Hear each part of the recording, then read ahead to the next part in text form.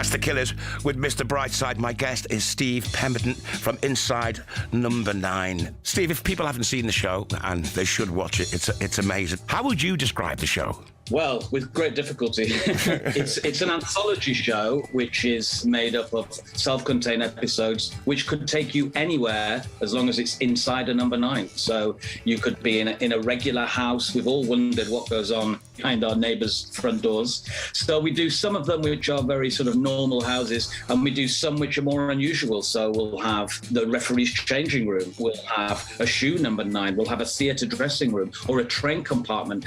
So you go in, you've got a half-hour story, and you watch the whole thing, beginning, middle, and end. And there's usually a bit of a twist in the tale, and there's usually some humour involved. So it can be very satisfying, I think. It's like reading a good short story. It's like a Tales of the Unexpected with comedy. Exactly. You've summed it up far better than I could. Yeah, that's what we go for. We want to surprise the audience all the time in what we do. Who thinks these ideas? Is it you? Is it Reese? Is it? Well, we talk all the time, and that's the joy of working with with your best friend. Is you sit and you chat. And in fact, we just got a new office, and we had this big wardrobe behind us, looming behind us in the office. Mm-hmm. And when we were casting around for ideas, we just looked over our shoulder and went, "Oh, do you remember that game, Sardines? That would be a really fun thing to do, just to pack a wardrobe with about 10 or 12 characters. So every 2 or 3 minutes, a new person comes in, and you can enjoy as the audience anticipating who that might be." And so that's what we did. We just piled as many famous British TV actors as you could into one wardrobe. And it's one of the best ones, one of my favourites too. And the twist at the end is just, I mean, it's quite frightening. Well, yes, and I think that's the joy of number 9 is that, you might be watching a sort of comedy of manners that turns into a very dark psychological thriller, or vice versa. And I think it's so rare these days when you're watching TV that you don't know what to expect. And to me, that's always the most thrilling thing. I think that's partly why a show like Squid Game has been so successful recently, because we've never seen anything like that before. It's like a sort of demented It's a Knockout. People keep tweeting that I should commentate over in the style of Takeshi's Castle. Yes, definitely. Definitely get that on YouTube.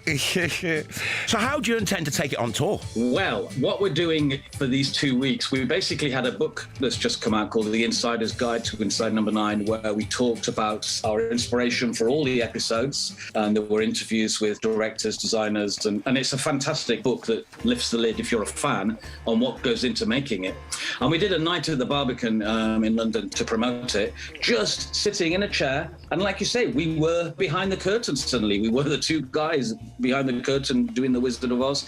And we decided to just be ourselves. And we jazzed it up a bit with some bit of singing and dancing. But essentially, it's us talking to an interviewer about our careers, how we come up with the stories, how we develop our episodes of Inside Number 9.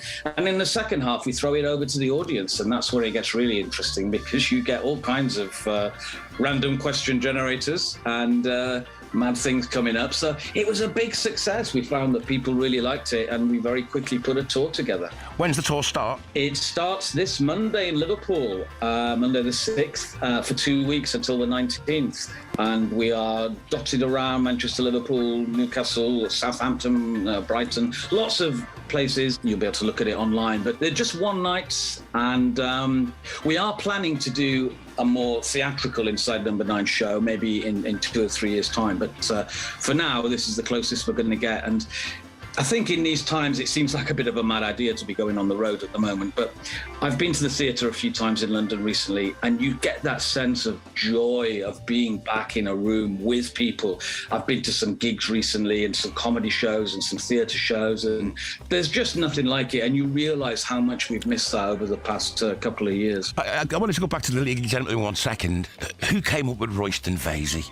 I mean, that was inspired. Yeah, I have to credit Jeremy Dyson. There's 4 of us in the League of Gentlemen, but only 3 of us were on screen, and Jeremy was a co-writer with us.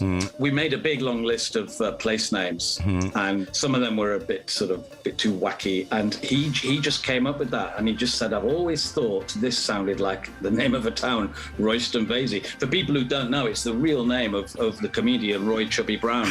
And it's just brilliant. We thought that was so funny, and it does sound like a place. And in the second series, I think we got him in to be the mayor of himself. The mayor of Royston Vasey was Chubby. Do you think you'll ever go back to the League of Gentlemen, or is that just put to bed now?